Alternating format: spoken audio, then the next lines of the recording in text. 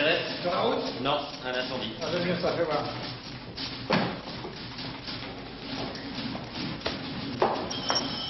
Monsieur? Le Camus. Clerc de notaire, j'avais rendez-vous avec S'il le vous plaît, rédacteur. un instant, vous êtes là-bas. Inondation au Bangladesh. Combien de morts? 2 à 3 000. Oh, j'ai plus de place, mon vieux. Puis ça fait 3 inondations dans la semaine, alors tu comprends. La saison. Eh, c'est du sucre à Dublin. T'es malade ou quoi? C'est toujours bon, Dublin. Et en Italie, plus rien? Oh, toujours les vieux trucs, c'est la barbe. Hold-up à Paris. Fais voir à Paris. Vous êtes monsieur? Le Camus. Clerc de notaire, rendez-vous avec le rédacteur. Un instant. Qu'est-ce que c'est que ça? Les mémoires manuscrits de M. Théophraste Longuet. Je ne connais pas.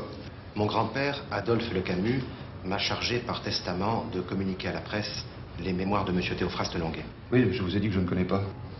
Mon grand-père était un ami très intime de M. Théophraste Longuet. Voici pourquoi, 25 ans après sa mort, je vous apporte, selon son vœu, ce document. Et qu'est-ce que vous voulez que j'en fasse? Ça n'intéresse personne. M. Théophraste Longuet a eu une existence exceptionnellement dramatique. Et en quel sens? Il a connu des secrets extraordinaires concernant certains trésors. Quel trésor? Et sa vie fut réellement incroyable. D'ailleurs, voici ce que mon grand-père écrit dans les derniers feuillets. Certains esprits avancés se doutaient bien de quelque chose, mais personne n'osait comprendre le secret de Théophraste Longuet. Or, ce secret est une des clés des temps modernes.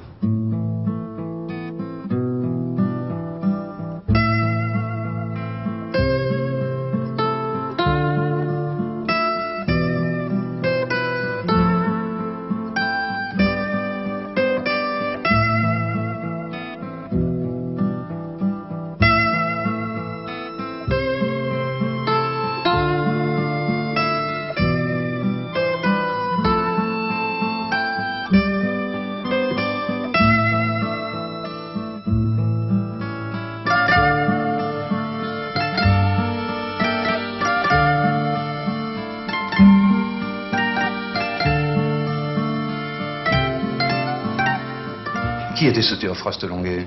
Un honnête bourgeois parisien. Et qu'est-ce qui lui est arrivé? Vous le saurez en lisant ceci. Moi-même, je l'ai lu, ça m'a pris une semaine. Et je puis vous dire une chose. Les secrets contenus là-dedans exigent une intelligence solide. Les bienfaits qu'ils peuvent apporter sont considérables. Mais il y a de quoi faire frémir la raison.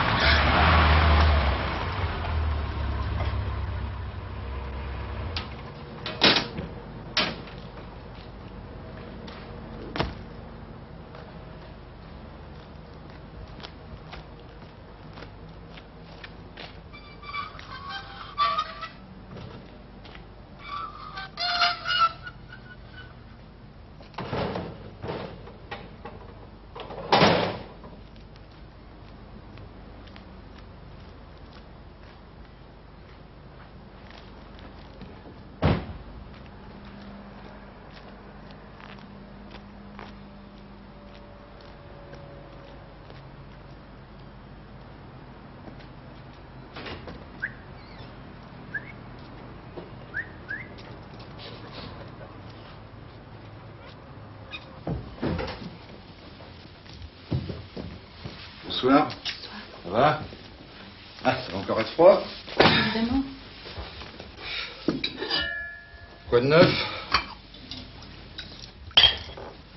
Encore une attaque.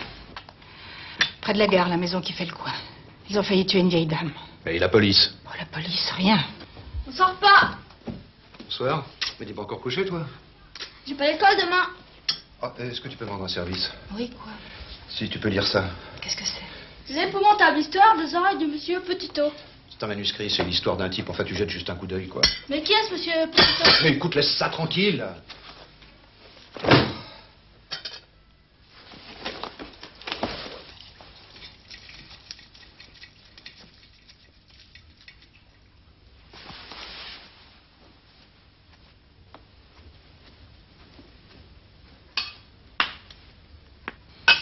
J'ai plus de somnifère, tu me passes un des tiens?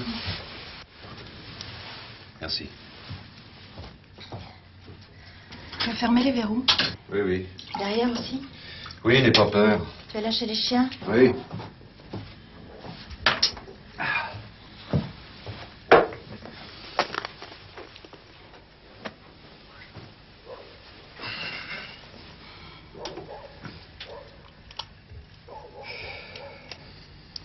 Et si on rentrait à Paris? Quoi? Oui, si on vendait la maison, il me semble que je serais plus à l'aise. Mais c'est toi qui as voulu venir ici à cause des arbres. J'ose même plus aller dans le jardin. Calme-toi.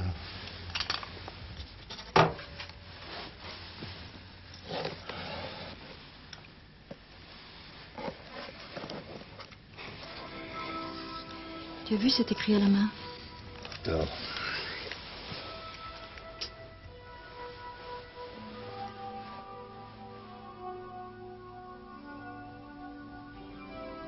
Je m'appelle, en principe, Théophraste Longuet. Je dis, en principe, on comprendra plus loin pourquoi. Pendant plus de 20 ans, j'ai fabriqué des timbres en caoutchouc, autrement dit, des cornes, des klaxons, que l'on fixe à présent sur les automobiles. Il y a 3 ans, j'ai pris une retraite très honorablement gagnée. C'est alors qu'a commencé mon histoire. Car j'ai une histoire, moi, oui. Tout le monde ne peut pas en dire autant. J'ai une histoire extraordinaire que je vais essayer de raconter, s'il m'en laisse le temps. Lui. Cette histoire a commencé à la conciergerie de Paris, précisément le 28 juin 1899.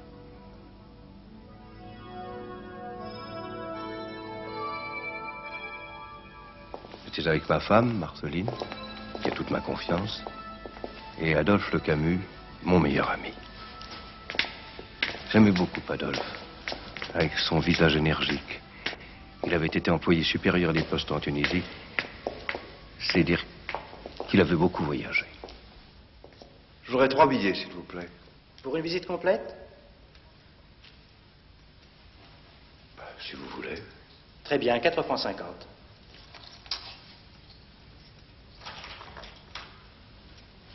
Permettez. Pardon. Madame, messieurs, si vous voulez bien me suivre.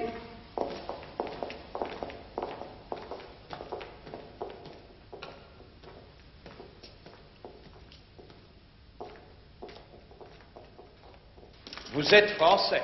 Pourquoi nous ressemblons à des Anglais? Non, je vous demande ça parce que les Français ne viennent jamais à la conciergerie. D'ailleurs, ils ne visitent jamais rien. Ah, ils ont tort. Les monuments du passé sont des livres de l'histoire. Oh. Moi, je suis un vieux Parisien. Jusqu'à la semaine dernière, je travaillais, je fabriquais des timbres en caoutchouc, j'attendais l'heure de la retraite, elle est venue, et ben maintenant, je m'instruis. Oh! Qu'est-ce que c'est que ça? C'est l'histoire d'Héloïse et d'Abélard, madame. Abélard vient d'être chartré sur l'ordre du chanoine Fulbert, et Héloïse recueille dans sa main, comme vous voyez, la cause de tout leur malheur. Mon Dieu, mais comment est-ce possible? Je m'étonne que, sous prétexte d'art gothique, le gouvernement tolère de pareilles obscénités. Il est étonnant aussi que Saint-Louis ait pu en supporter la vue. Ah, je ne trouve pas, Théophraste. Ah bon? Non, non, non, non. L'art sauve tout. Ou presque. Il va peut-être un peu loin, là. Par ici, s'il vous plaît. Nous allons traverser la salle des gardes qui conduit à la tour Bombay. La tour Bombay. La tour Bombay, n'est-ce pas là que les Girondins ont pris leur dernier repas? Non, c'est dans la chapelle, monsieur. Nous la visiterons bientôt. Des milliers de prisonniers illustres sont passés sous ses voûtes. On en a même oublié les noms. La tour Bombay était appelée la Bavarde. Oui, parce qu'en marchant à l'extérieur, sur les quais, on entendait les cris des suppliciés. Nous visiterons également la dernière cellule de Marie-Antoinette. Oh, comme elle a dû souffrir, la pauvre reine. Oh oui, madame. Je ne vous montrerai pas le crucifix qu'elle a embrassé avant de monter dans la charrette. Il est aujourd'hui dans le bureau de monsieur le directeur. Ah, c'est dommage. Nous visiterons également la Sainte-Chapelle et la salle des tortures. On en a fait la pharmacie. C'est tout de même impressionnant. Que de plaintes encore sous ces vieilles voûtes. Que de cris de douleur. Il me semble les entendre encore. Une de ces chaleurs. Tu trouves qu'il fait chaud? Moi, j'ai plutôt frais. Ouais, moi aussi. Moi, j'ai chaud. J'ai un de ces maux de tête. C'est à ce moment-là que survint un événement inouï. Je tiens à le dire tout de suite. Ça n'est pas ma faute. Je visitais une prison. Je voulais m'instruire. Voilà tout. Je le regrette bien. C'est toujours la même grille. La reine a suivi ce couloir le jour de sa mort. Parbleu! C'est l'allée des pailleux!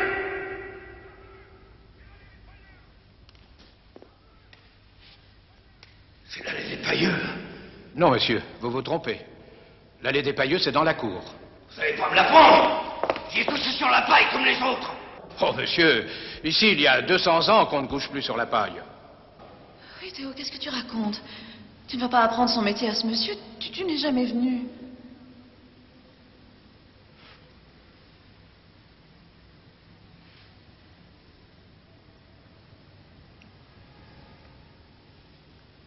C'est vrai, je suis jamais venu. Théo, tu as mal à la tête? Tu as mal à la gorge? Non, ça va très bien. Madame, messieurs, par ici, la visite continue. Nous allons voir en passant le cachot de Robespierre et la chapelle des Girondins. Voici une porte qui n'a pas changé depuis que les malheureux prisonniers de septembre la franchirent pour aller se faire massacrer. Ici, un escalier qui descend aux caves. La grille que vous voyez a 1000 ans. Oh, peut-être même davantage. Nous ne descendrons pas aux caves, car il n'y a rien à voir. Où vas-tu, Théo? Monsieur. Voulez-vous, c'est par ici. Mais enfin, monsieur, je viens de vous dire qu'on ne visite pas les caves. Je vous dis que c'est par ici. Monsieur, je vous en prie.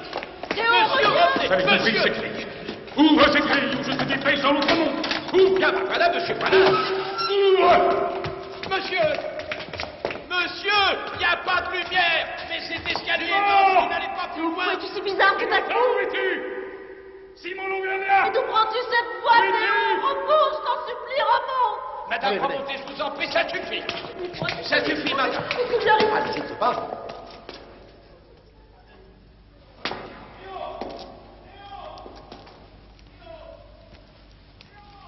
Non, je n'étais pas fou. J'avais chaud et très mal à la tête. Mais je jouissais d'une entière lucidité. Ah, si seulement j'avais été fou. Chose étrange, j'étais dans les ténèbres et cependant, je voyais clair. Je ne connaissais pas cet endroit et pourtant, je le reconnaissais. Qui aurait pu me dire l'âge de ces pierres? Moi-même, je ne savais pas, mais je savais que tout au bout, je n'aurais qu'à me retourner pour apercevoir un rayon de soleil. Oui, un rayon qui a pris et gardé la forme du soupirail. Un rayon que le soleil a oublié là, depuis le commencement de l'histoire de France. Alors je sentis à grands coups battre mon cœur du fond des siècles.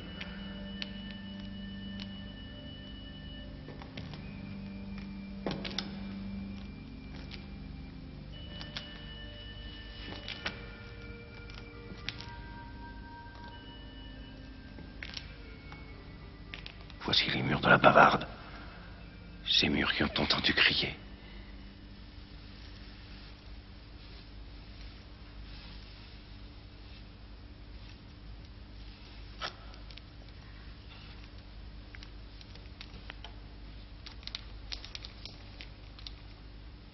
Des anneaux sur les murs.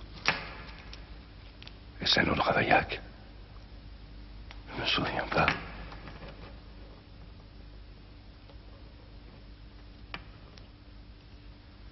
Et que veulent mes doigts? Quelle est la pensée de mes doigts?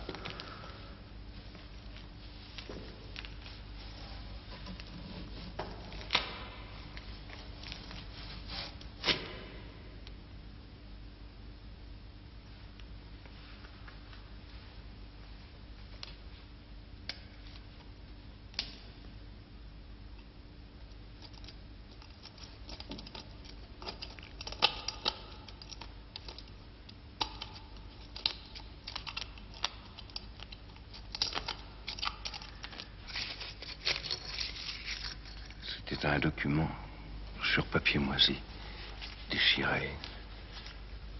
Impossible d'en dire l'âge. L'humidité en avait mangé les mots qu'on aurait dit écrits avec du sang. Carte enfuie. Trésor. Après trahison du 1er avril. Va prendre l'air aux chopinettes. Regarde le four. Regarde le coq. Fouille l'espace. Tu seras riche.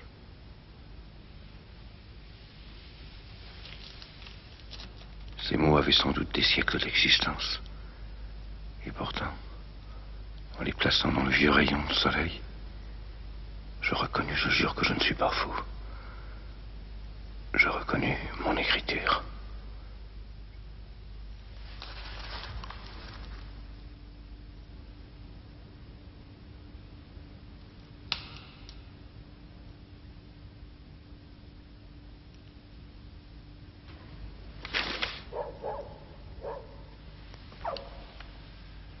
C'est bien? Oui. Quoi? J'ai entendu du bruit, j'ai peur. Non, c'est rien.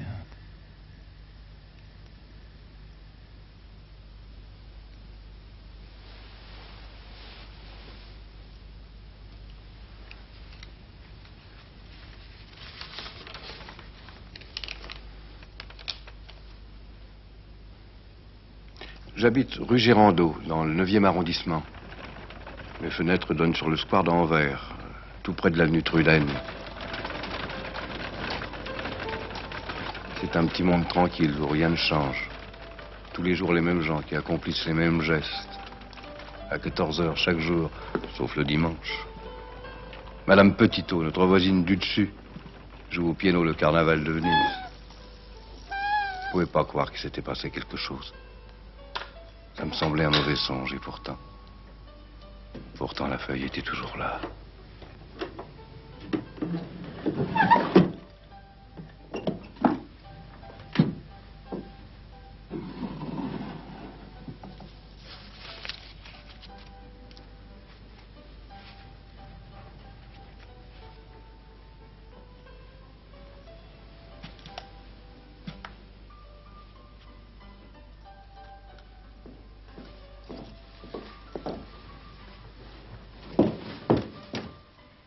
Tu vas bien? Oui, très bien, très bien. Pourquoi es-tu descendu dans la cave? Tu veux toujours pas me le dire? Je te l'ai dit, quoi. Par curiosité. Tu avais une drôle de voix. Oh, c'est sans doute l'humidité. Ça me joue toujours des tours, ça. Où vas-tu? Oui, chez Monsieur Petitot. Les Petitot, mais nous ne les connaissons pas. J'ai un service à lui demander. Quel service? À tout à l'heure. Théophraste? Oui. Qui était ce Simon Levergnat que tu appelais? Un nom écrit sur un mur. Tu pouvais lire dans le noir? Il y avait un rayon de soleil. Et tu parlais avec une voix si forte. C'est l'écho sous ces vieilles voûtes.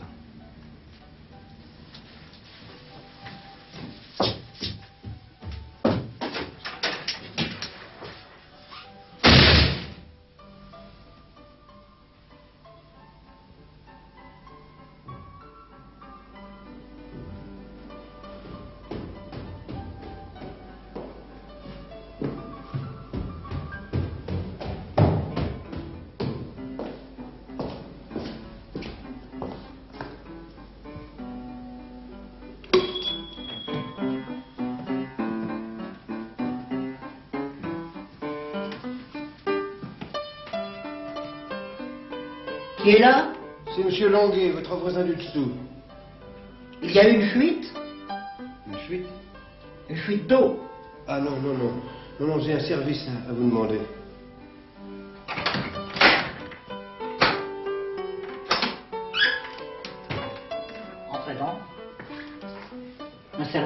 Quel service? Bonjour, monsieur. Vous êtes expert en écriture, n'est-ce pas? C'est-à-dire que je suis professeur d'italien, mais la graphologie est mon violon d'ingre. Je peux entrer. Entrez.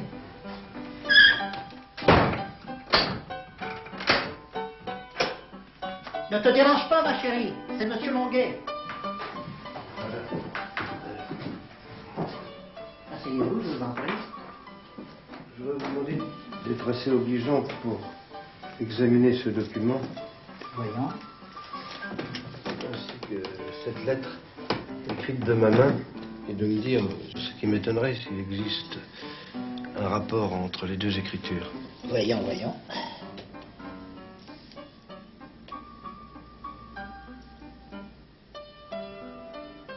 Comme c'est curieux.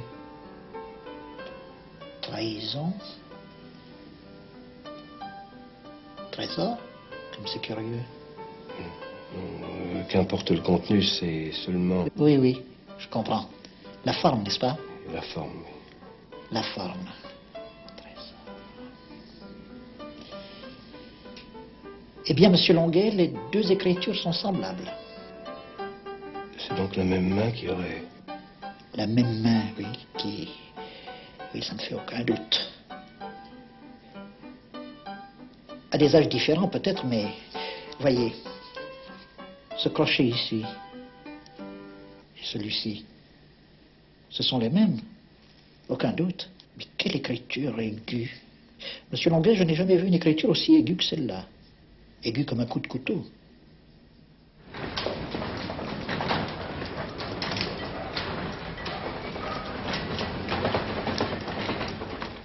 Oh, Théophraste. Bonjour, Ambroise. Bonjour, quel bon vent t'amène. Il y a des mois que je ne t'ai pas vu. Qu'est-ce qui se passe?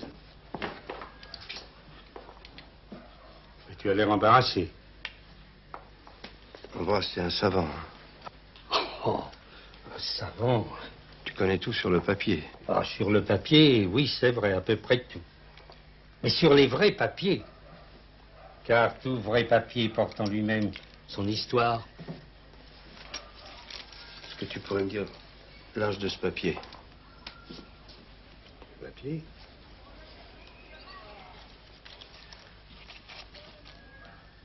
Bah, il y a une date, là. 1720. Le dernier chiffre manque. Mais, que je peux le dire, c'est que ce papier date du XVIIIe siècle. Et du début. Oui, je vois bien la date, mais tu es sûr que c'est pas un faux? Attends.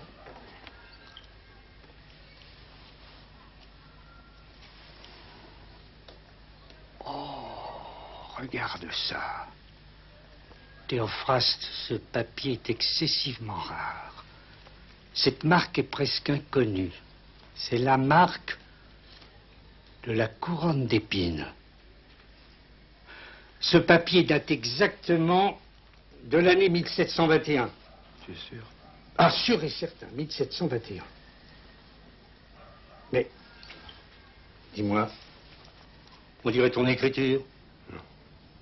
Et puis, tu t'amuses maintenant à écrire sur des papiers à la couronne d'épines? Et puis à écrire avec quoi? C'est pas de l'encre, ça. Qu'est-ce que c'est? Donne-moi ce papier. Tu es sûr de ce que tu m'as dit? J'en suis bien sûr, Théophraste. Tu n'es pas bien? Tu veux un verre de vin?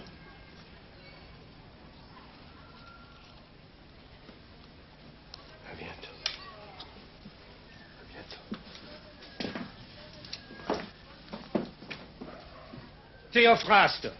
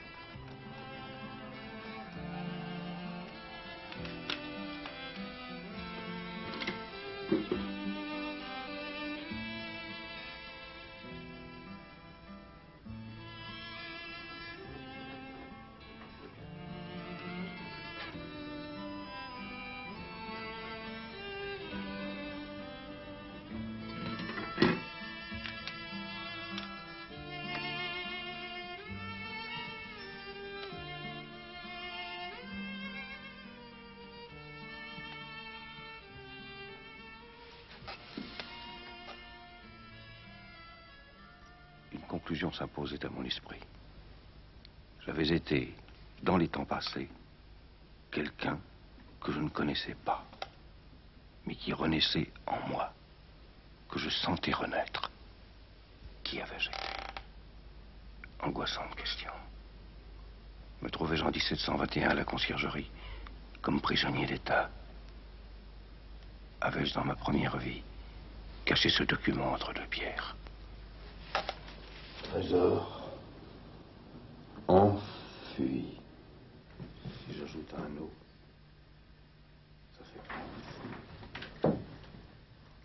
enfoui trésor. Et où j'enfouis ces trésors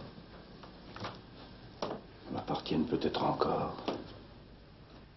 Trahison du 1er avril. Quel 1er avril? Qui m'a trahi? J'ai donc été puissant puisque j'ai été trahi. Qui a parlé par ma bouche? De qui était la voix? Il faut aller jusqu'au bout. Il faut aller au bout. Je saurai.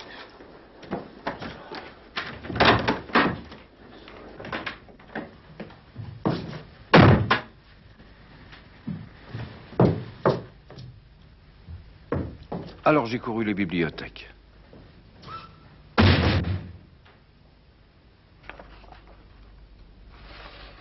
me suis fait prêter des livres et j'ai cherché. J'ai cherché pendant des nuits entières. Qui avais-je été?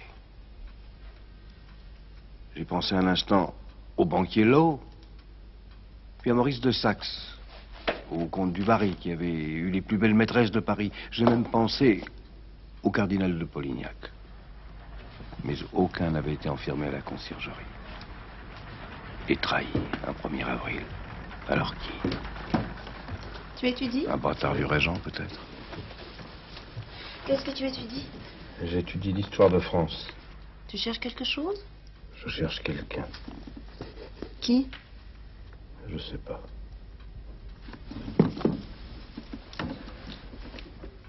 Quelqu'un qui est mort et qui n'est peut-être pas mort. Quand on est mort, c'est pour longtemps. Mais peut-être pas pour toujours. Tu n'oublieras pas que dimanche, c'est notre anniversaire de mariage.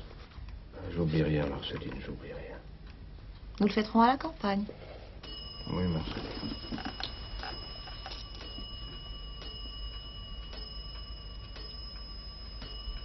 Théo, Oui, Marceline. tu me fais peur par moments. Moi aussi, Marceline. Moi aussi, je me fais peur.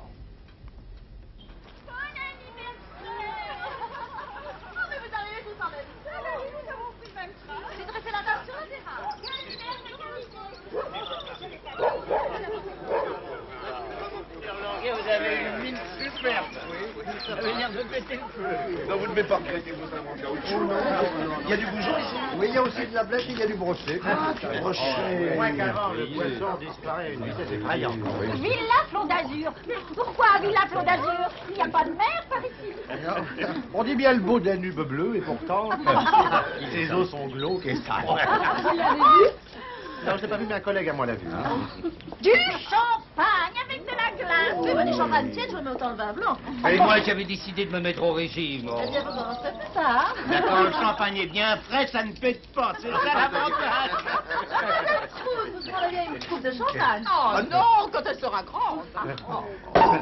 Alors, les histoires de revenants, il ne faut pas en rire, hein. Ces histoires cachent un secret que la science ne connaît pas encore, mais qu'elle découvrira quelque jour. Bah, la science, c'est à peu près tout de nos jours. Oh, détrompez-vous, monsieur Lopard. Comme a dit le poète, il y a plus de mystère dans le ciel et sur la terre que dans tous les livres des philosophes. Et qui a dit ça? Un Allemand, je crois. Ils ont de bons poètes en Allemagne? Et la transmigration des âmes? Que faut-il en penser, d'après vous? Est-il possible qu'une âme vienne vivre dans un corps? Si on revenait dans un corps, on le saurait. Pas toujours, mais quelquefois. Ptolémée Césarion, fils de César et Cléopâtre, se souvenait très bien avoir été Pythagore dans une autre vie. Pythagore? Aujourd'hui, tout le monde parle de transformisme, d'évolution, mais qu'est-ce que c'est? Sinon la transformation des uns chez les autres. C'est ça, l'évolution. Rien ne se perd dans la nature, et ce qui se passe pour les corps se passe aussi pour les âmes. D'ailleurs, la transmigration des âmes a été enseignée de tout temps. En Inde, d'abord, berceau du genre humain, en Égypte, en Grèce. En Grèce? Oui, oui, en Grèce. Mais avec des réserves. Pythagore, par exemple, ne faisait pas habiter une âme dans un cochon. Il y a pourtant des hommes qui ont des âmes de cochon. Sans doute, mais le contraire m'étonnerait. Mais comme nous voyons dans la nature la mort succéder à la vie, nous sommes bien obligés d'admettre que la vie succédera à la mort. C'est Platon qui a dit ça. Platon? Platon, mais il a ajouté, apprendre, c'est se souvenir. Or, si notre âme apprend, c'est qu'elle se souvient. Et de quoi peut-elle se souvenir? Sinon d'avoir vécu. Si nous avions la preuve d'une histoire pareille. Ça ne me ferait plus rien de mourir. Théo, si tu nous chantais Lisette. Tu m'entends? Si tu nous chantais Lisette comme chaque fois. Allez, allez Théo, Lisette. Lisette.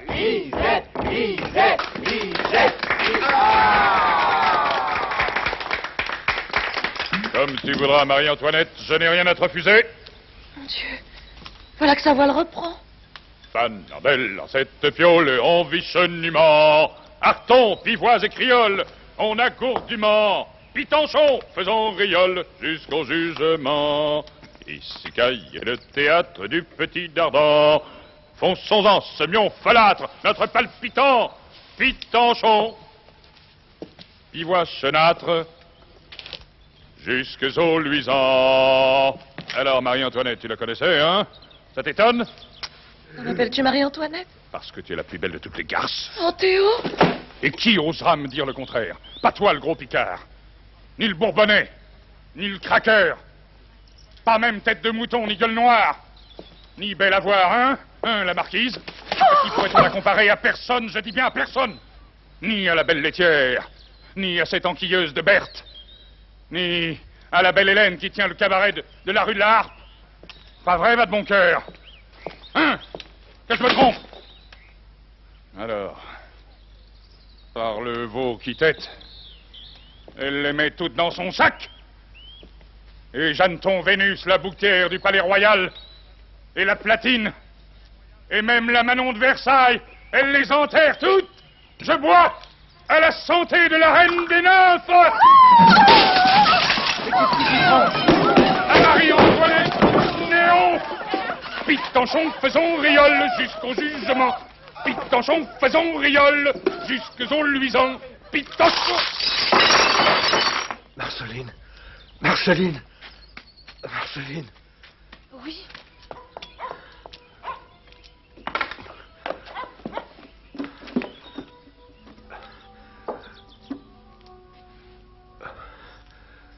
Qu'est-ce qui m'a pris?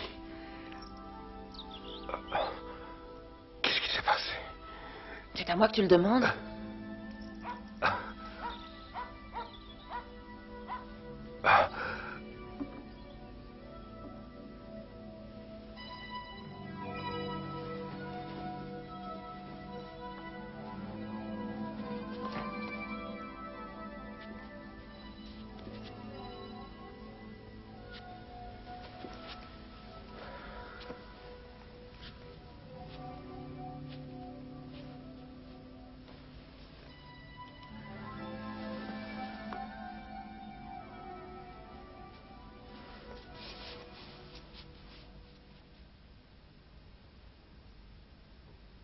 Ma pauvre Marceline, tu ne vas rien comprendre à ce qui m'arrive.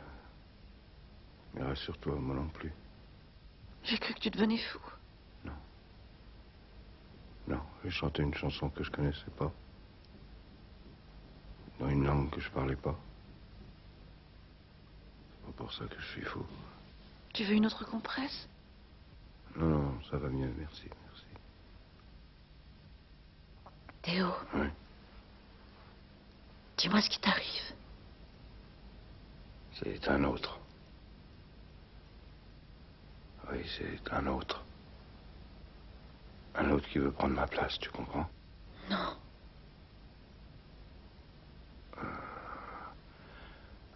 Un autre qui est mort et qui serait pas mort.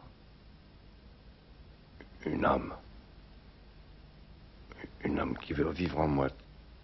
L'âme de qui? Je sais pas, je cherche. En tout cas, c'est l'âme d'un pas grand-chose. Pourquoi tu dis ça?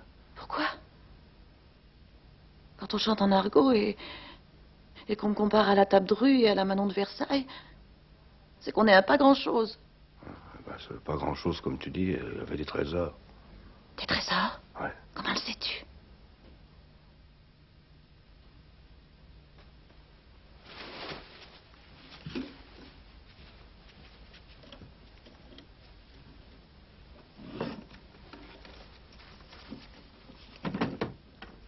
Qu'est-ce que c'est? Lis. Allume. Sers-toi de la lune.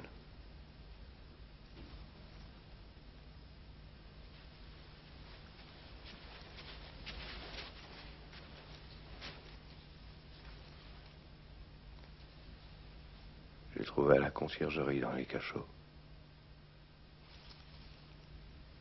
Mais c'est ton écriture. Justement. C'est écrit avec quoi? Avec du sang.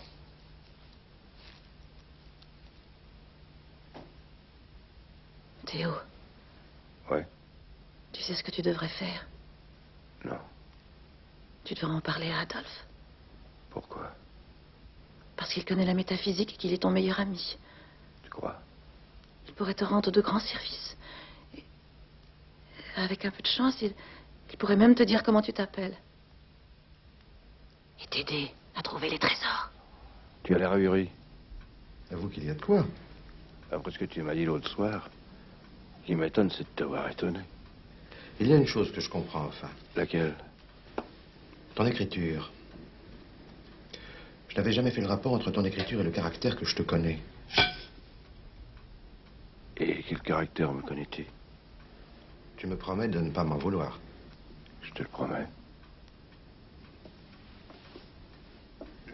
Tu es un homme brave, Théophraste, honnête, mais assez timide au fond, sans ambition, sans fermeté. Eh bien, ton écriture montre tout le contraire. Ce serait dans l'écriture de l'autre. Sans doute. Et cet autre serait un personnage plein d'énergie, selon toi. Plein d'énergie, d'ambition, de fermeté, d'activité. Mais pour le mal, Théophraste. Pour le mal. Où est le mal, où est le bien?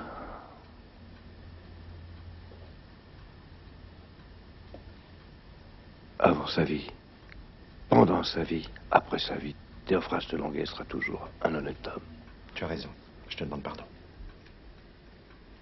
Tu sais ce qui nous permettrait de retrouver sans faute les trésors? Non. Si tu mettais ta plume noire. La plume noire? Mais qu'est-ce que vous entendez exactement par là? Je suis obligé de vous parler de Darwin. Non, rassurez-vous, ce ne sera pas long. Non. Pour étudier les lois de la reproduction, Darwin fit des expériences avec des pigeons. Il constata qu'au bout d'un certain nombre de générations, on retrouve toujours le même pigeon. Vous entendez bien, le même pigeon avec la même plume noire que le premier pigeon. Eh bien, mes amis, je prétends qu'il en est des âmes comme des corps. La même âme revient un jour avec la même plume noire. Est-ce clair? J'ai remarqué que chaque fois que vous terminiez par « c'est clair », on y comprenait goutte.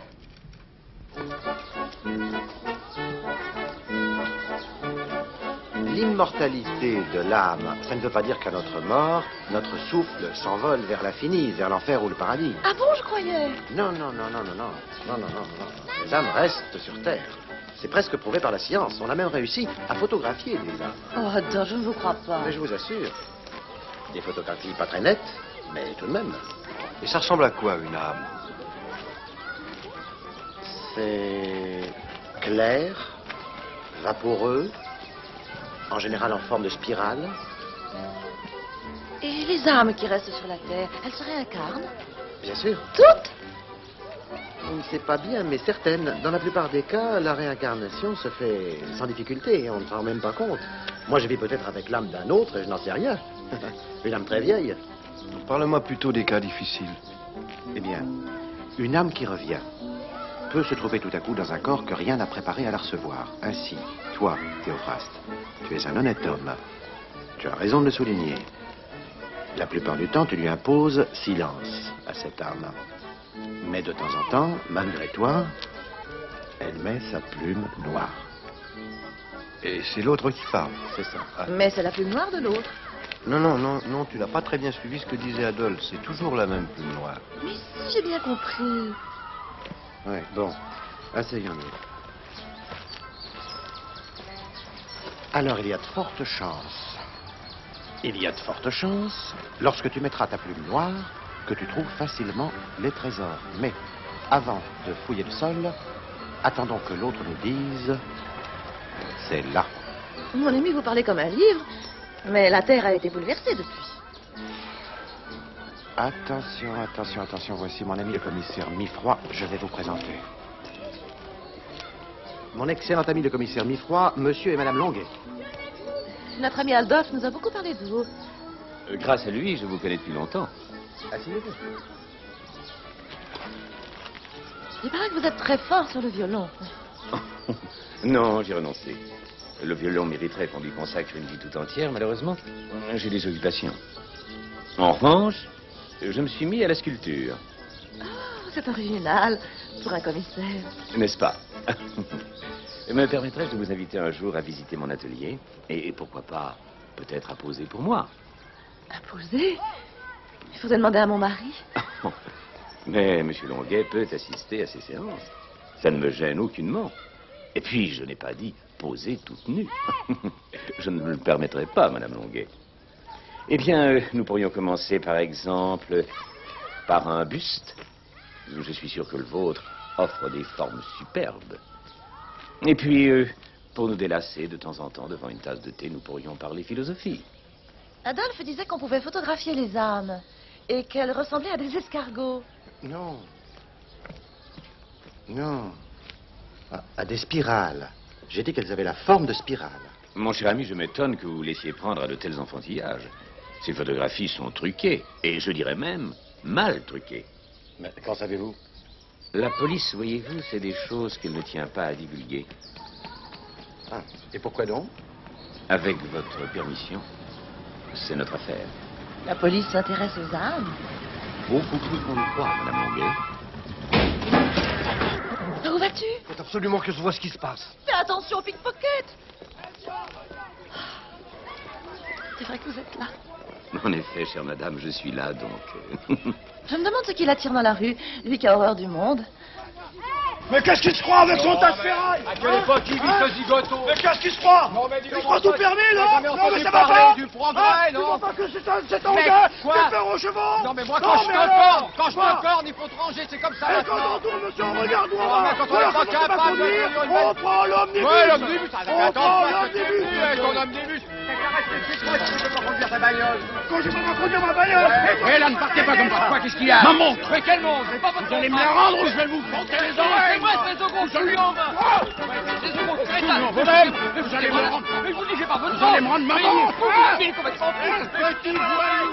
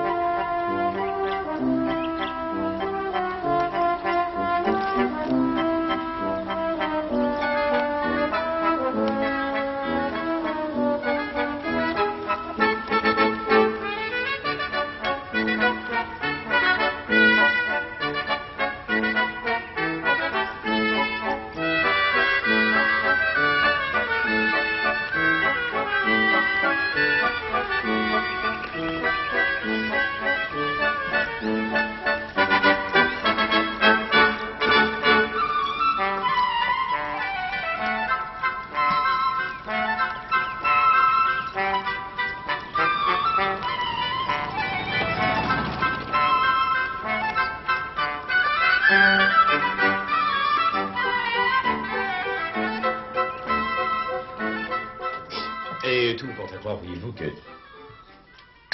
l'âme et le corps, qui ne font qu'un, qui sont unis, contribuent à la progression de l'être. Mais qu'est-ce que j'ai fait de mon mouchoir? J'étais persuadé d'avoir mon mouchoir. C'est très charmant. Très drôle. Merci, monsieur Longuet. Merci. Donc, je disais que... On m'a volé mon portefeuille. On m'a volé mon portefeuille. Vous aviez de l'argent dedans? Eh bien, j'avais ma carte de police, des papiers personnels et oui, j'avais environ 500 francs. 500 francs? Oui, madame, parfaitement, j'avais 500 francs. Et je... Si vous voulez un peu de monnaie pour ce soir? Ah, c'est vous qui l'avez. J'aime mieux ça, merci. Bon, je vous prie de m'excuser, j'ai rendez-vous à 11h au commissariat. Voilà. Je vous raccompagne, monsieur le commissaire. Vous prendrez bien encore un peu de café? Non, vraiment, merci, non. Monsieur? C'est un plaisir. Quelle sorte de gens m'as-tu présenté, enfin?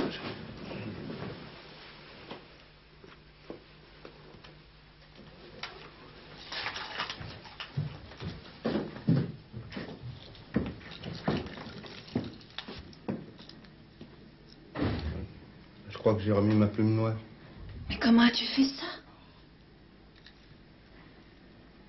Je sais pas.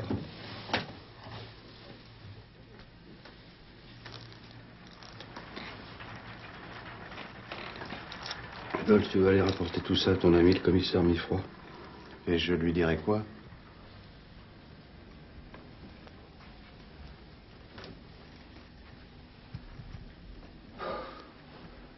Tu lui diras ce que tu voudras, quoi. Un honnête homme rapporte toujours ce qu'il a trouvé, tu lui diras. Mon ami Longuet a trouvé ça dans ses poches. Il ne demande pas de récompense. Il ne faut pas fermer les yeux. Au contraire, il faut les garder grands ouverts devant le malheur. Quel malheur? C'est toujours un malheur d'avoir dans ses poches des objets qui ne vous appartiennent pas. Mais je suis un honnête homme.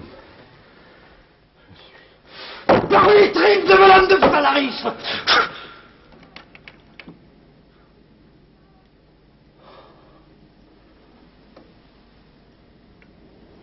Oh, pardonnez-moi.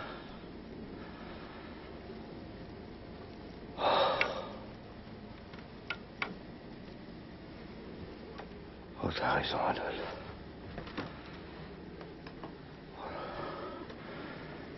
Un grand malheur me menace. Oh, mon Dieu. Mon pauvre Théo, du courage. Oh, jurez-moi de ne jamais m'abandonner. Quoi qu'il arrive. Je te le jure. Moi aussi. Maintenant, il faut tout nous dire. Tout ce que je sais. Oui, et même le reste. Théophraste, est-ce que tu rêves? J'ai un rêve qui me poursuit. Depuis quelque temps. Je rêvais que j'étais marié avec une femme que j'appelais Marie-Antoinette et qui me trompait. Et alors? Alors je la coupais en morceaux. Oh, mon Dieu! Oui, t'as raison, c'est horrible. Jeter les morceaux dans la Seine. Près du petit pont de l'Hôtel-Dieu. C'est une catastrophe. Mais qu'est-ce qui est une catastrophe? Donne-moi le papier, donne-moi le papier. Regardez. Moi, carte. C-A-R-T. Et alors? Vous ne savez pas ce que ça signifie? Non. Vous ne savez pas qui c'est? Mais non, qui est-ce? Attendez. Demain, j'en serai sûr. Théophraste, retrouve-moi demain au coin de la rue Guénégaud et de la rue Mazarine. À 2h. Tu y seras? J'y serai. À demain. Du courage, mes amis. On dirait que vous serrez les mains des parents d'un mort.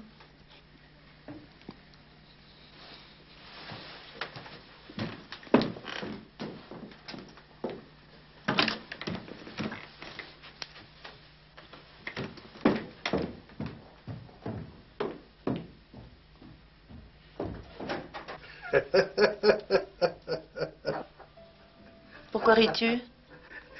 Je ris en pensant à la tête du commissaire avec son portefeuille. Calme-toi, Théo. Je n'aime pas quand tu ris comme ça. Ah, ma pauvre Marceline. Voler un portefeuille, c'est l'enfance de l'art, si la main n'y arrive pas. Hein. Glisser une paille enduite de glu, c'est très bien pour le travail à la presse. Et on fait du bon travail avec une bonne femme. Toi, tu seras jamais une bonne enquilleuse. Une bonne quoi? Tu sais même pas ce que c'est à ton âge. Une enquilleuse, c'est une femme qui cache les objets volés entre ses jambes. La meilleure que j'ai connue, c'est la vache à panier. Théo, où vas-tu? J'ai rendez-vous avec Va de Boncoeur et en attendant, je vais faire un petit tour. Je vais prendre l'air du côté du moulin des Chopinettes. Mon pauvre enfant. Quoi? Tu sais bien que je veux plus qu'on m'appelle l'enfant.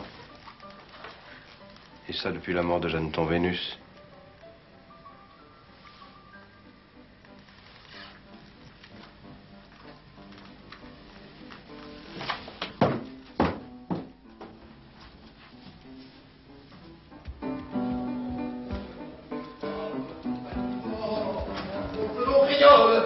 Bonjour, monsieur Longuet. Vous avez l'air bien en train ce matin. Je me porte à merveille, mais je n'en dirai pas de même de vous, vous êtes tout gris. À propos, monsieur Petitot, est-ce que vous pourriez dire à madame Petitot de nous jouer autre chose que le carnaval de Venise? Elle étudie justement une étoile de rose, mais si vous avez quelques morceaux que vous aimez particulièrement... Nous y penserons, chevalier, nous y penserons.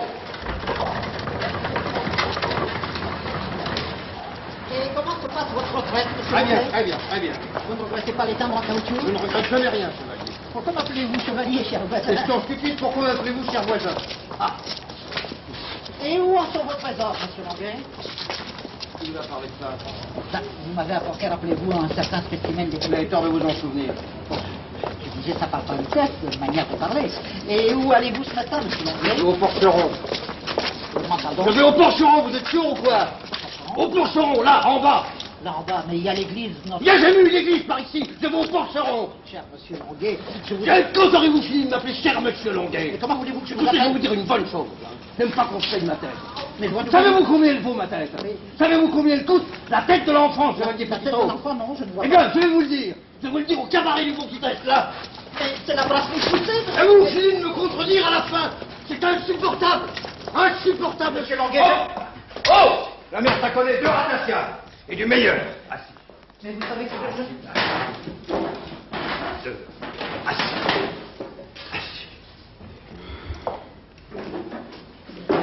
Ouais.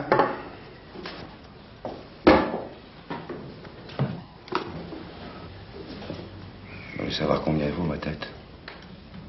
Je vais vous le dire. Ma tête, elle vaut 20 000 livres, et vous le saviez. Ça ne nous empêche pas de trinquer ensemble.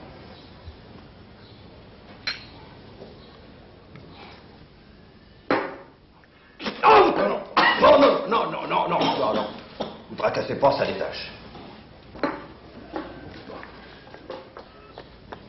Maintenant, vous savez combien vaut ma tête.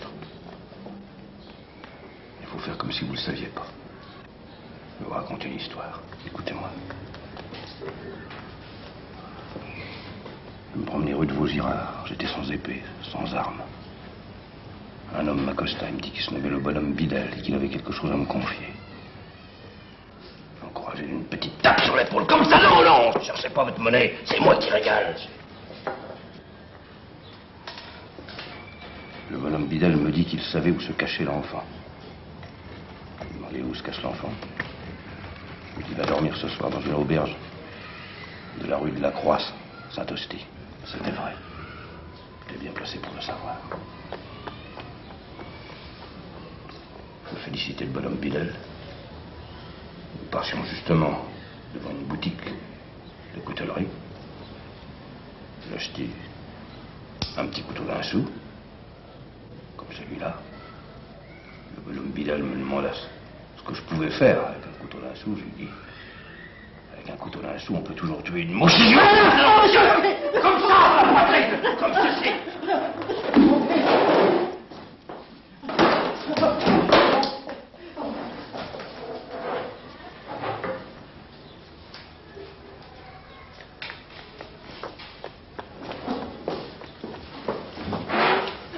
Oh, la mère, ça connaît. mariez le chevalier Petitot, vous lui dites que s'il continue, il coupera les oreilles. N'oubliez pas. Ils ont payé? Ben non, madame.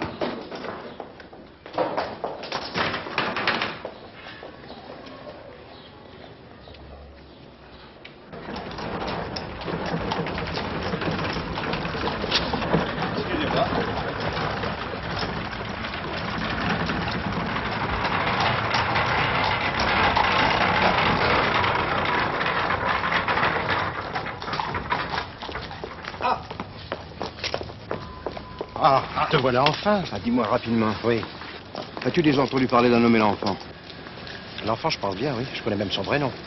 Son nom de famille. Alors, tu sais qui je suis? Viens voir.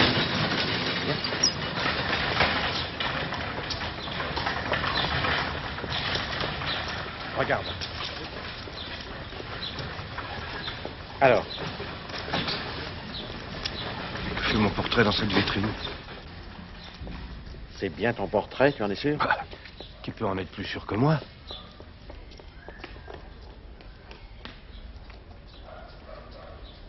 Il ne te ressemble pas pourtant. C'est tout de même mon portrait. Eh bien, mon ami, ce portrait, c'est le portrait de Cartouche. De Cartouche. Du bandit Cartouche. Son portrait authentique, pris sur le vif en 1719. Théophraste, allons, voyons Théophraste. N'en dis pas un mot à ma femme.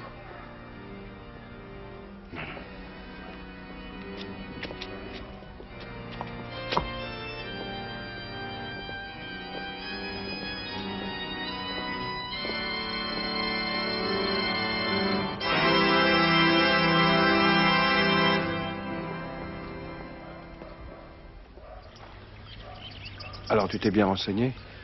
Oui. Je vais te dire tout ce que je sais. Si je me trompe, tu m'arrêteras. Tu es né au mois d'octobre 1693. Tu t'appelles Louis-Dominique Cartouche. C'est ton vrai nom, Cartouche. Inutile de crier partout que je m'appelle Cartouche. Appelle-moi l'enfant. C'est mieux ça. Bon. Ton père est tonnelier. Tu as 2 frères. On dit que tu vas au collège, mais c'est une légende. Tu n'as jamais su écrire. Qu'est-ce que c'est que cette histoire? Le document? Ah oui. Pourtant, lors de ton procès... Tu as eu un procès? Ah oui. Et un fameux, au cours duquel tu as déclaré que tu ne savais pas écrire. Ah, c'est bien ce que je disais, il ne faut jamais écrire. Le document est là. Continue. Un jour, tu as 11 ans, tu vas à la foire Saint-Laurent avec des camarades. Là, tu tombes sur une troupe de bohémiens et ils t'emmènent. Ils m'emmènent où ça? Un peu partout sur la route de France.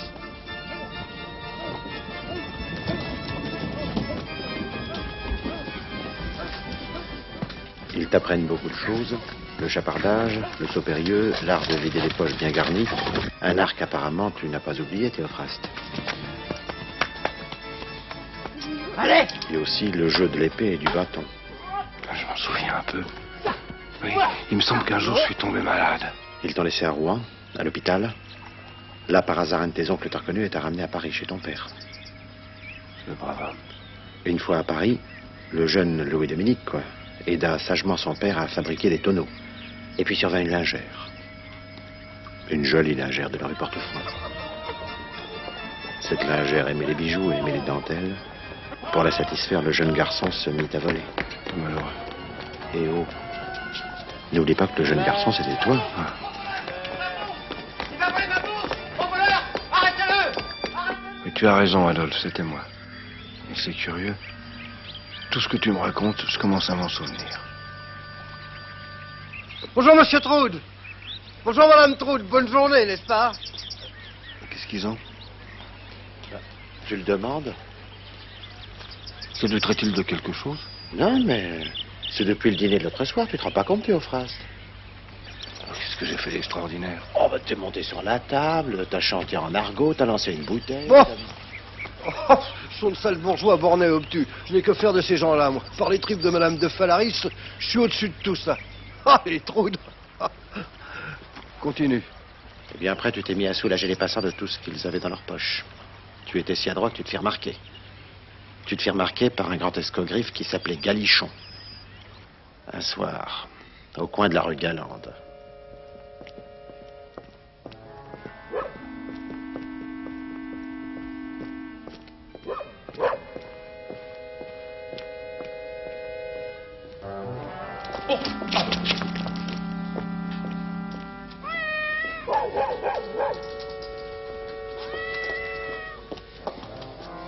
Halte là!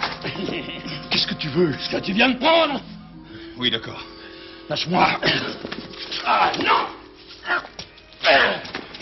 N'aie pas peur de moi, mais viens vite. Ne reste pas dans le coin. Tiens, allez, viens! Cherche un associé, figure-toi, depuis un bout de temps. Ce soir, je t'ai vu travailler, tu me plais. C'est chez qui, ici? C'est chez moi. Apporte une assiette, nous avons du monde. Qui est-ce? Un compère. Comment il s'appelle? Ah oui, au fait, comment tu t'appelles? Cartouche. Ma belle-sœur Michon. Elle est belle, hein? Bon. Assieds-toi et mange. À boire.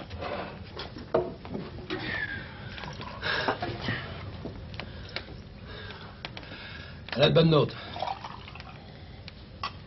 Ça creuse, hein? T'es d'où? Pareil. T'as appris où? Un peu partout. Déjà pensé? Jamais. Pourquoi tu travailles en solitaire? Je connais personne. Ah. Un homme avisé a besoin d'amis. S'il reste sans amis, tôt ou tard, il tombe. Tu veux que je m'unisse à toi? Unir? Je vais faire beaucoup mieux. Je vais te faire mon beau-frère. Je veux que tu épouses ma belle-sœur Michon. Quand? Sur le champ. Elle te plaît? Beaucoup. Tu lui plais aussi, ça se voit tout de suite. Allez, debout! Ta main. Je vous déclare mari et femme. Allez! C'est bien, hein? Qu'est-ce que t'attends?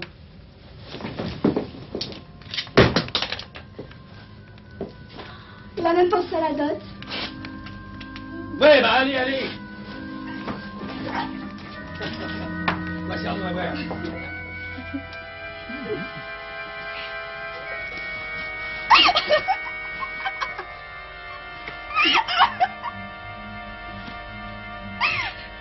Pas besoin de prêtre, dit le notaire. En moins d'une heure, le mariage proposé était accepté, célébré et consommé.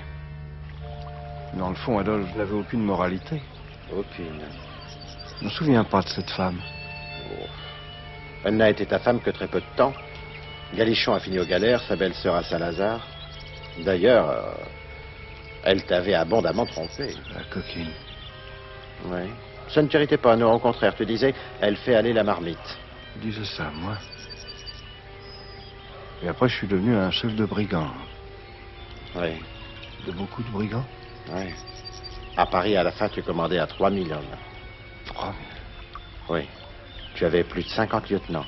Il y avait toujours ici et là 20 hommes, habillés exactement comme toi pour dépister la police. Alors j'étais un personnage considérable. Considérable, oui.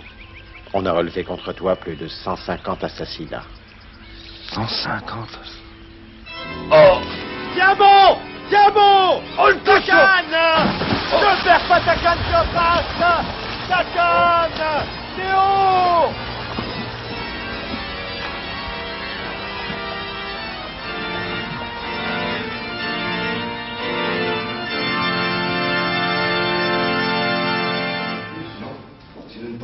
Par le désespoir. Je résiste très bien à cette terrible révélation. Oui, j'ai parfois même l'impression que tu y prends plaisir. Je ne peux pas dire plaisir, mais c'est difficile à expliquer. Oh, à propos, ne dis rien à Marceline. Elle a terriblement peur des voleurs et elle ne voudrait plus dormir avec moi. Oh, sois tranquille. Tu es prévenu, monsieur Cousteau. Je vais vous couper les oreilles! Calme-toi. Je vais vous couper les oreilles! Je vais lui couper les oreilles! Je suis présent.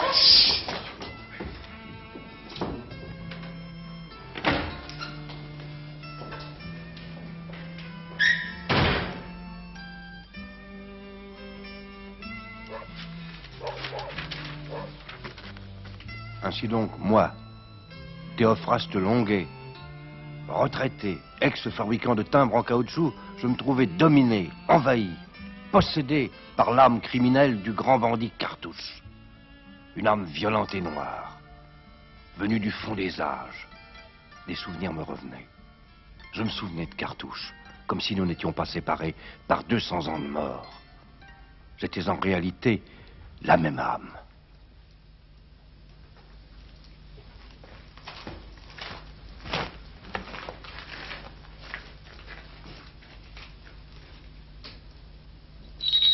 Zéro, Loupien, débine-toi. À toi, Martin. À cette époque-là, ma fortune était complète. J'étais redouté et aimé de tous, même de mes victimes.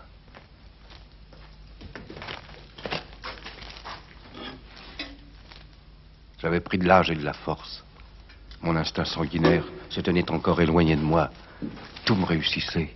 J'étais heureux, enjoué, somptueux en amour. Le maître de tous les voleurs de Paris. Pas comme ça! Arrête un peu! Calme tes mains!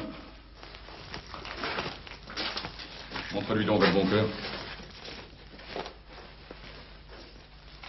Voilà! Ça c'est du travail! Bravo l'ami! Et ça c'est quoi? Ça vient d'où? Palais Royal. Joli, ce soir nous souperons dans les assiettes du régent. Tu es sûr que les autres gardes ne t'ont pas repéré? Sûr et certain que non. Monseigneur va piquer sa rage. Eh bien, tu vas pas te saigner! Ça le soulagera! Écoute, tu reprends ta faction demain? À 5 heures. Bon, tu vois ça? Superbe. C'est du travail C'est anglais. du travail anglais peut-être, mais ça n'est pas de l'argent. Regarde bien. Tu as raison. Et c'est de l'acier ciselé. Le régent s'est foutu de nous. Je lui ai volé moi-même à la sortie de l'opéra. Vite m'asseoir. Vite moi 103 ou 4 morceaux. C'est ce que je te dis! De quoi écrire? Vite! Bon. Tu vas rapporter au régent la poignée baisée. Et tu lui apporteras aussi ce petit mot de ma part. Et qu'est-ce que tu lui disais? D'abord, tu dois convenir que je savais écrire. Oui. Mais qu'est-ce que tu lui disais au régent?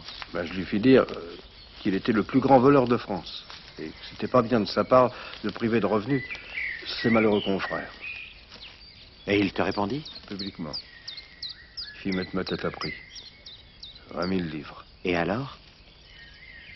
Alors, le lendemain, il était en train de déjeuner au château de Saint-Germain, à 2 pas d'ici.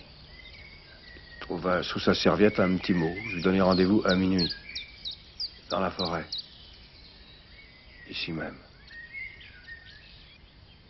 Ouais. À l'époque, l'endroit s'appelait le Carrefour Saint-Joseph. Et il est venu? Bien sûr. À l'heure précise.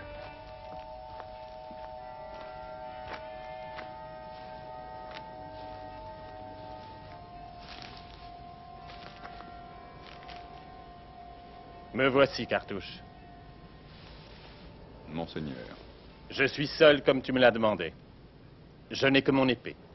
C'est sans doute dangereux, mais que ne risquerais-je pas pour voir le visage de Cartouche en pleine lune? Je suis votre humble serviteur. Un serviteur qui pille son maître.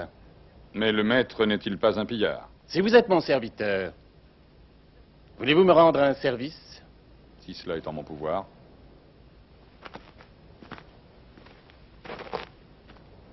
Cartouche, tu connais Émilie? Oui, c'est une fille de l'opéra.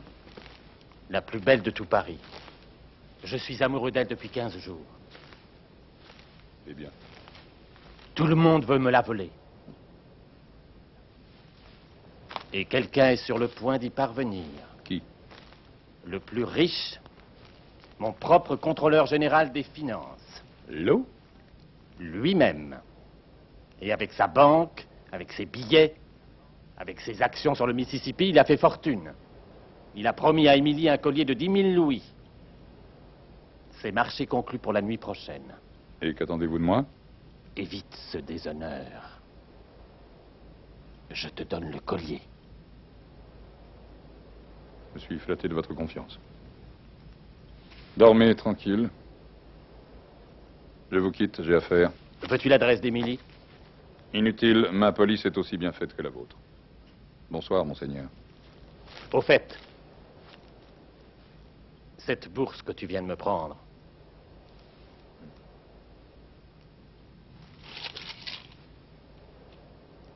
je te la donne. Bonne nuit.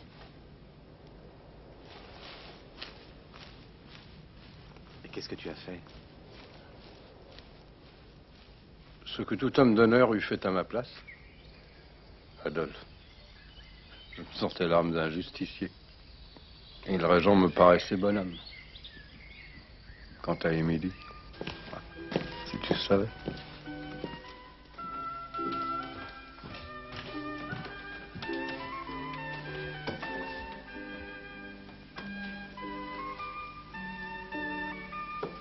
Quelle créature, Adolphe.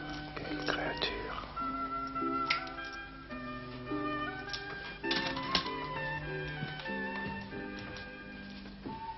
Le contrôleur général Lowe, cet Écossais qui avait fait fortune avec les actions des Mississippi, était fou d'elle, absolument fou. Un collier de 10 000 louis pour 1 heure. Tu imagines? Mais qu'est-ce qui s'est passé alors? J'ai tenu ma promesse. Au moment fatidique, je suis sorti du placard. Pardonnez-moi de garder mon chapeau sur ma tête, mais mes mains sont encombrées. Monsieur le surintendant, s'il vous plaît, mettez le collier dans ma poche. Le collier. Mais je. Faites vite, j'ai très peu de temps. Mais monsieur, je ne vous connais pas. Je m'appelle Cartouche. Oui, dépêchez-vous, s'il vous plaît.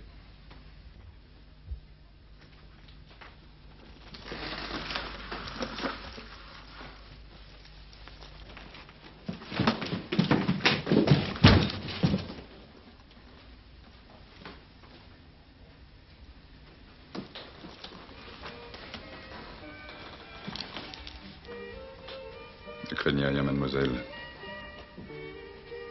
Et ne nous cachez rien. La nuit est douce.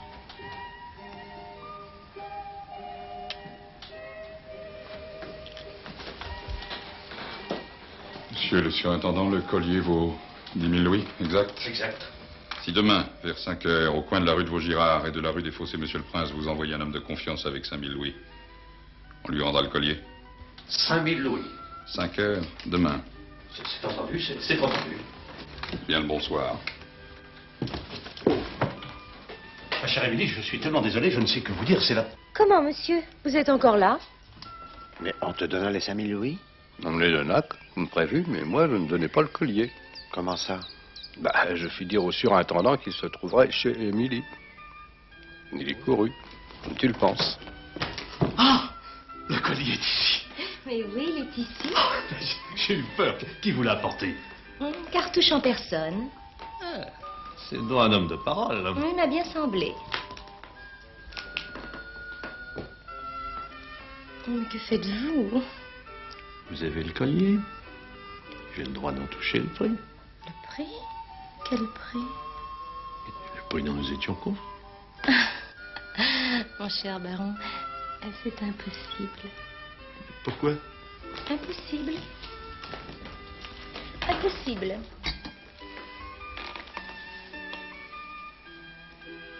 C'est déjà touché. Touché? Et par qui? Mais par Cartouche en personne, qui sort d'ici. Ne devais-je pas payer à la réception du collier tout de suite? C'est ce que j'ai fait, je n'ai pas de crédit, moi je ne peux pas lui donner des actions sur mon Mississippi.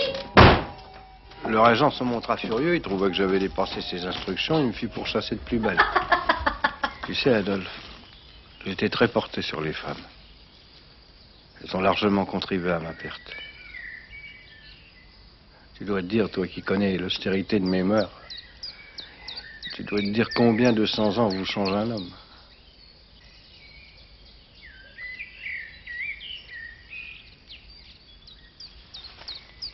Tu sais, Adolphe, je crois qu'il faudrait tout dire à Marceline. Une femme intelligente, elle comprendrait. Enfin, qu'est-ce qu'il y a de mal là-dedans? Ce sont des souvenirs, quoi. Tu as sans doute raison, oui. Des souvenirs bien innocents. Ah, on va tout lui dire, Marceline. Dis-moi, quand tu te sens Cartouche dans la vie d'aujourd'hui, qu'est-ce qui t'étonne le plus? Les chemins de fer, la tour Eiffel,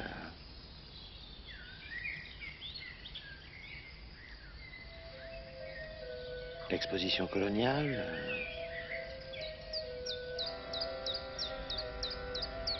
Ce qui m'étonne le plus, c'est les sergents de ville.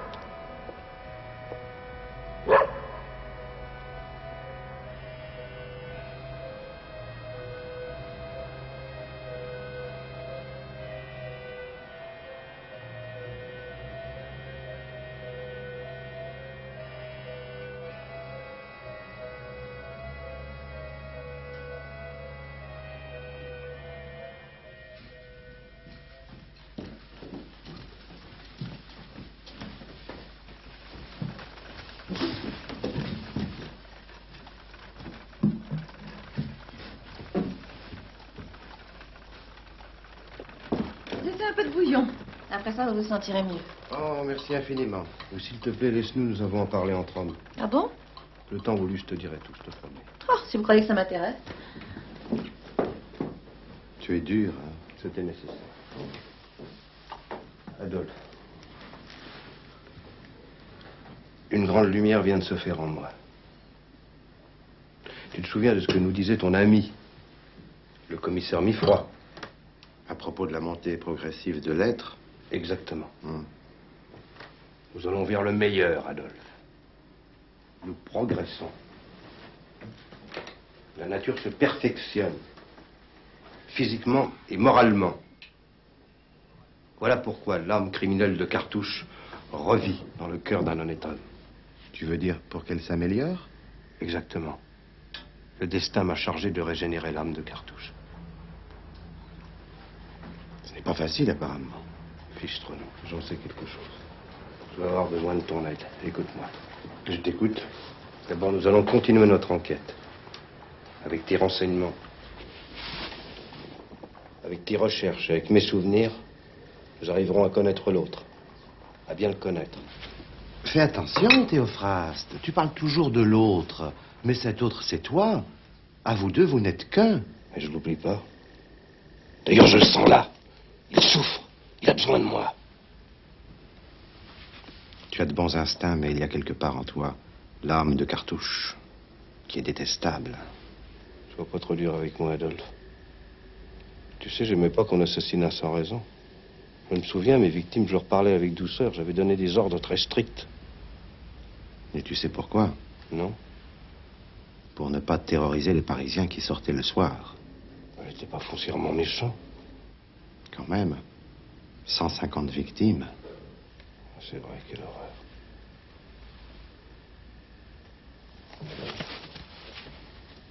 Je vais avoir besoin de toi. La guerre est déclarée, il s'agit de savoir lequel sera vainqueur de l'autre.